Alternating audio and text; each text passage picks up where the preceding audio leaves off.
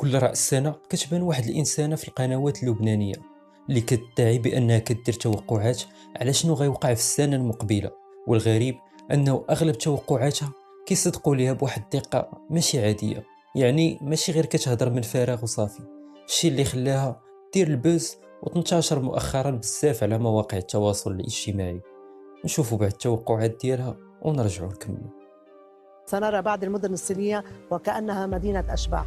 ووهان الآن باتت شوارعها خالية وعلق سكانها بين جدران منازلهم بعد تفشي فيروس. سنشهد انتشار مرض جديد يشبه الإنفلونزا يهدد جهاز المناعة ويؤدي إلى عدد من الوفيات في عدة دول.